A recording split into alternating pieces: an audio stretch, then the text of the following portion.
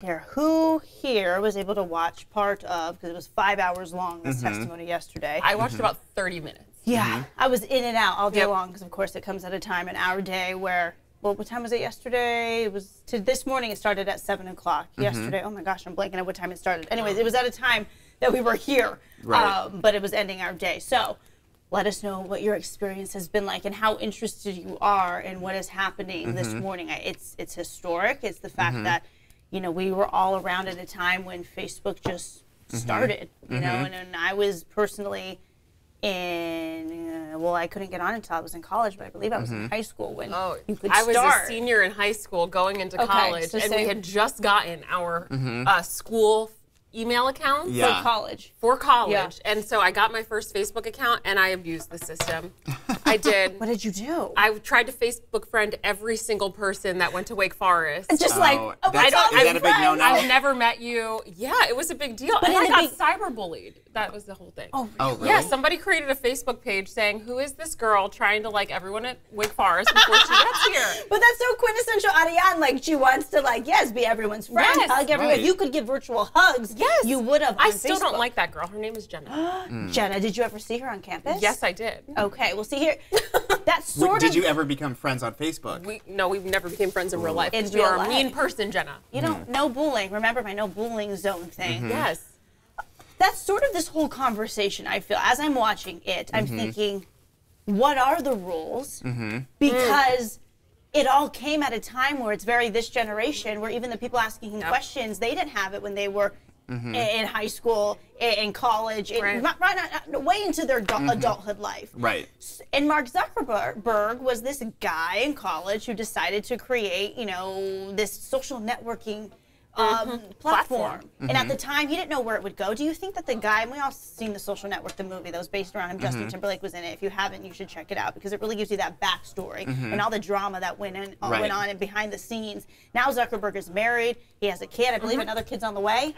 Or he just had the kid. Anyways, he has a family. He's trying to live this like normal life, but also the creator of the social network that is Facebook. That's the one thing, just like we all have a closet that we choose our clothes from in the morning, you know, we all have that from a baby to an adult. You all have that now. We all have a Facebook account. It's like sort of given, like, hey, are we friends on Facebook? I don't know. I mean, from my little cousins to my grandma Lola and everyone in between, we have a Facebook account. It's how we stay connected. So now we're at a point where I look at all of this and I say, this was bound to happen for the government to want to say, okay, someone's gotta be the leader some regulations. in this. We need some regulations, gotta put the kibosh on some things because at some point someone's getting taken advantage of. But I see it as Zuckerberg trying to figure it out while this has exploded underneath him. Now, hackers during the Russian election were able to meddle into Facebook, whether they knew or how much they knew. What do you do with that information? I think they were doing the best they could at the time. He admitted many times on the record said he's sorry. Making many flubs. He did say he's sorry, but I think Facebook users are concerned about the time delay and why is it taking you so long to fix these issues? Like you're saying that we made that mistake. He said at the beginning of the year, one of the new mottos for Facebook is making sure that it is fact forward and a safe space for people to have opinions. And he said that a number of times in the congressional hearings. So here's the thing. How do you guys feel about Facebook? We've been asking the question on our megaphone throughout most of our shows. Do you trust Facebook? Number one, would you consider deleting your Facebook account? Not right now because we're streaming live on Facebook, but just let us know and we can share let's ask the question to you, Rob, and we'll go down the line. Do you trust Facebook and are you considering deleting it?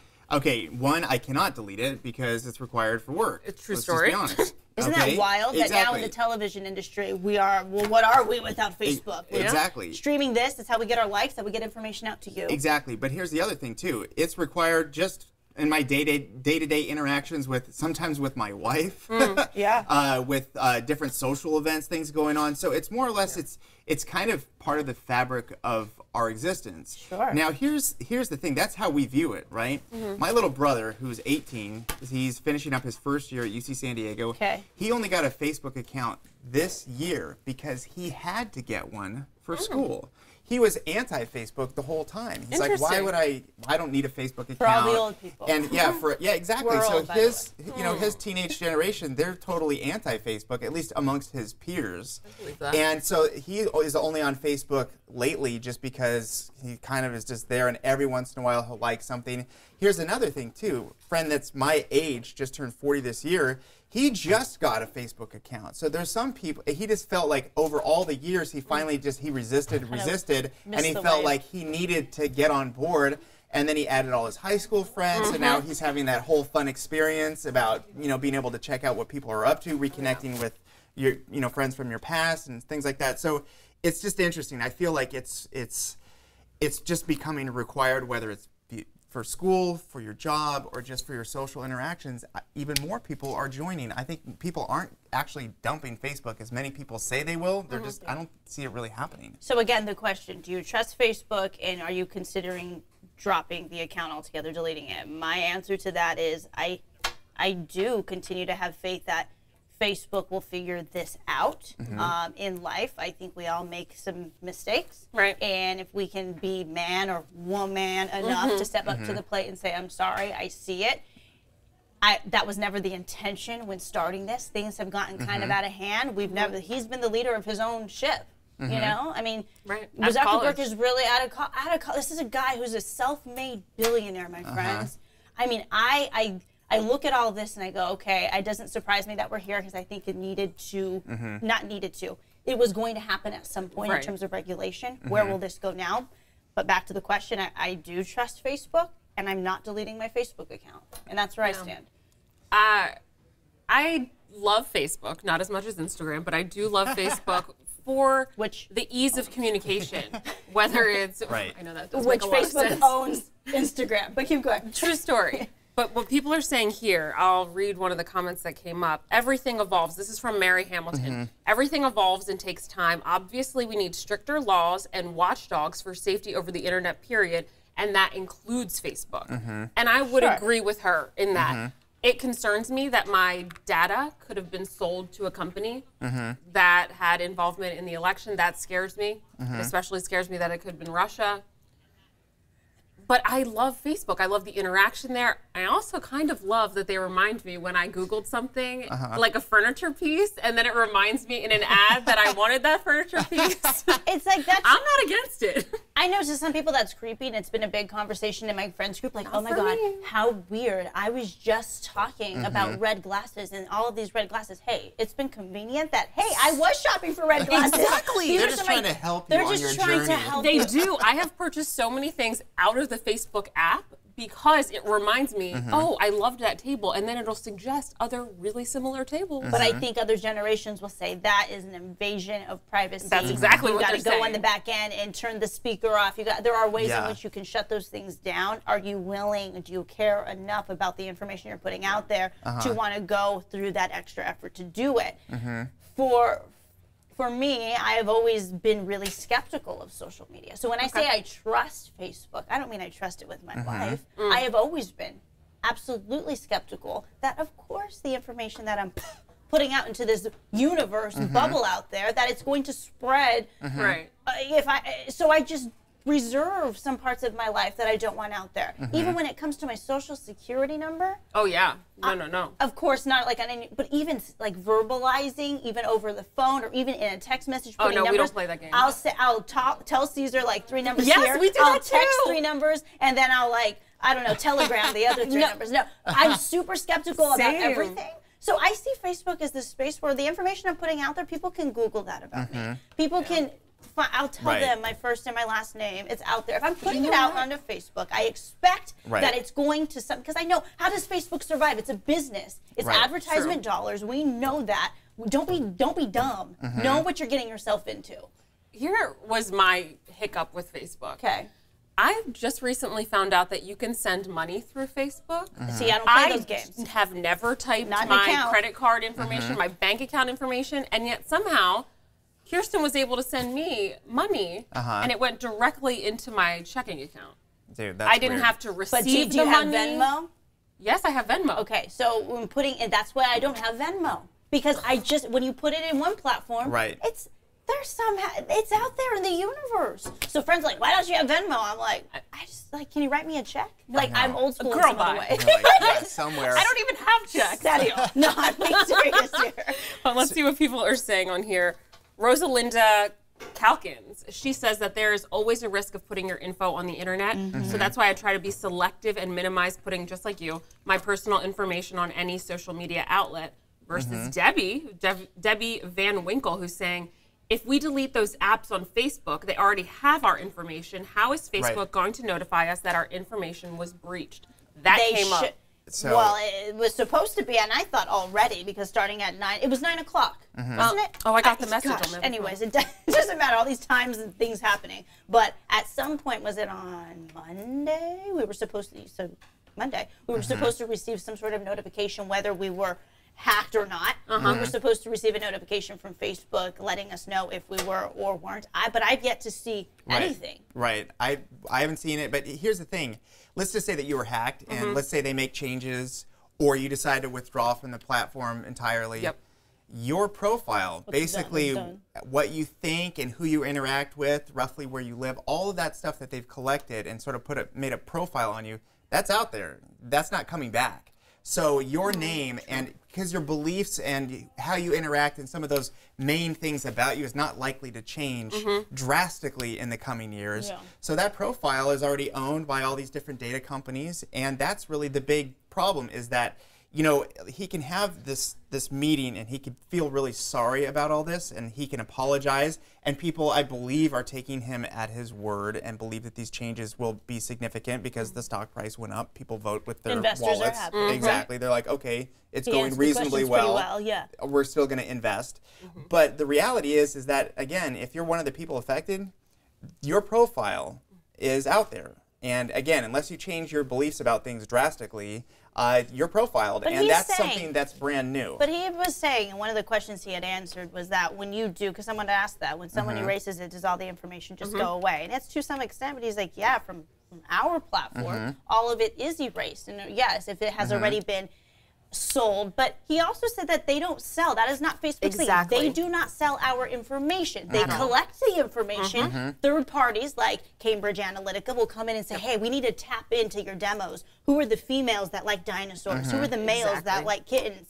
We have a product, or our people, or our buyers need. So they buy into that, and then Facebook distributes the ads and that sort of thing. From my understanding, this is me. That's exactly what he said. So then when I heard it, I thought, because okay, otherwise that's it wouldn't important. work. Otherwise, that's important. because if they have it and people want it, that's the relationship. They're spending for access to what they already have. Sacred because access. if they bought it from them, then they don't need Facebook anymore. They've Correct. got, and then they can go sell it to someone else. Exactly, and that's what this whole controversy is about, is that now all of the data that they collected is in other people's hands, and maybe they don't want to sell you a couch. Maybe they want to sell you on a political candidate or a way of viewing a certain controversial issue. So let's back it up for a second. So you're saying that's where the issue is that Facebook had been hacked, correct? By this, like, Cambridge, or excuse me, by this third party? We don't know yet. Yeah. We don't know yet. So that, I mean, okay, that is what the conversation is about, the terms that you'll hear about this story is that this information and these profiles were harvested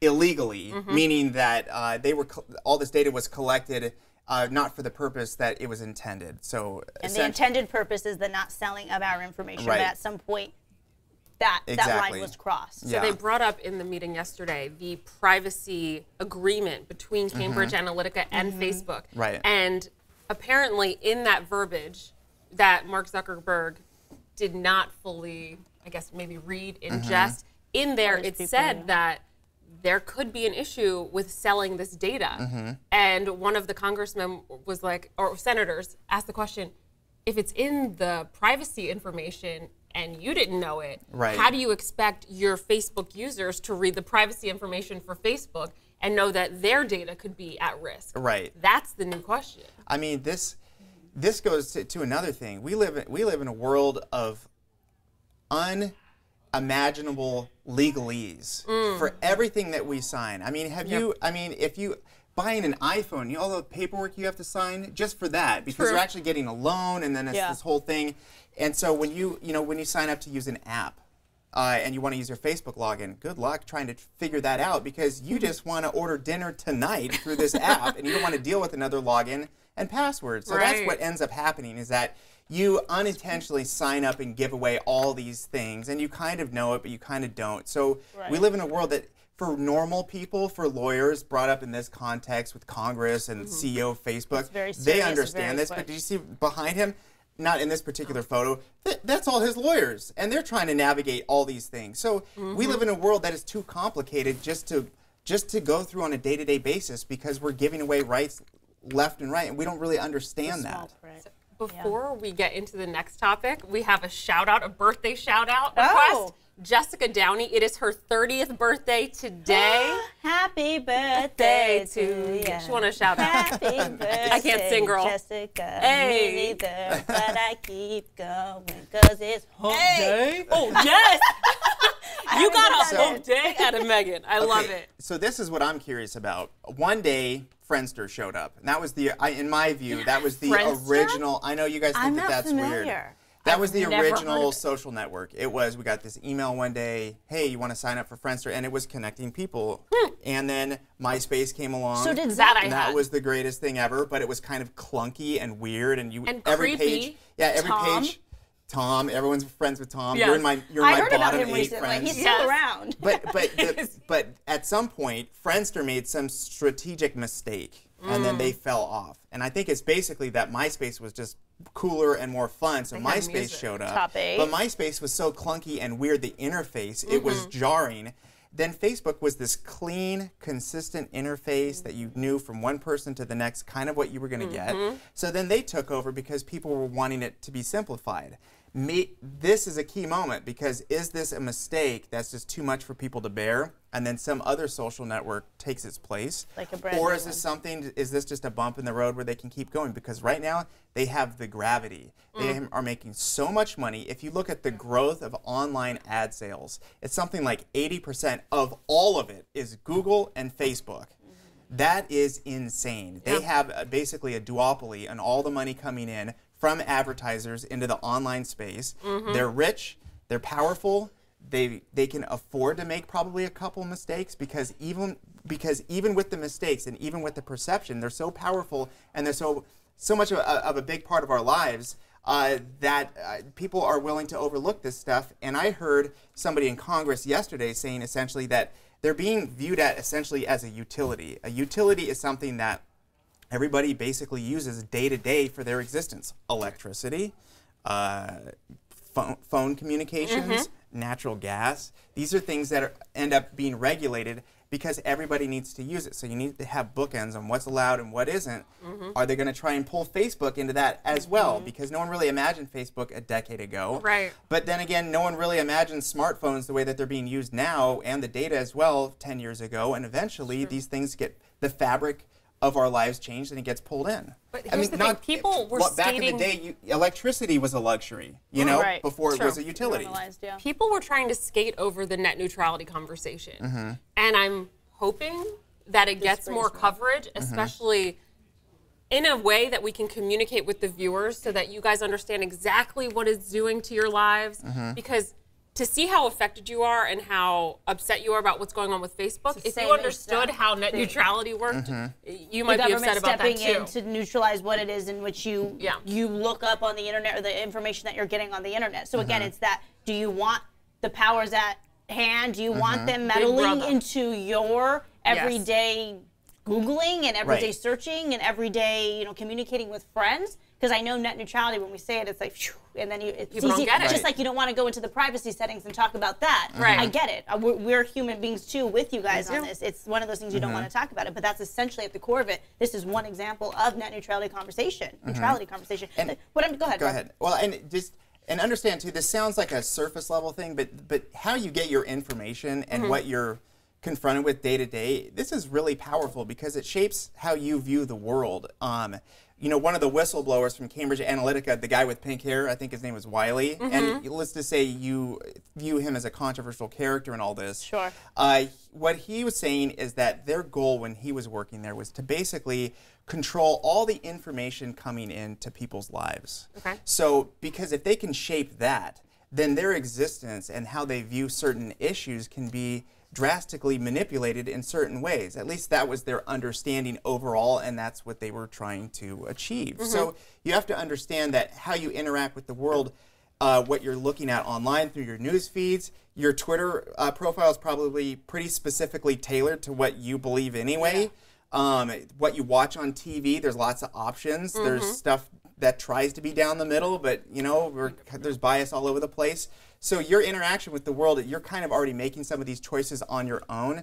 The big question and the scary thing, I think, in all this is that some of these platforms that you view as neutral, there may be subversive things in there that is actually kind of leaning you in a different direction. And as far as you might see 8 stories of a certain slant and 2 of a different one, gradually over 5 or 10 years with the information coming in, you might see things differently. That's really what they're trying to get at, is what's going in and how is all of this being managed.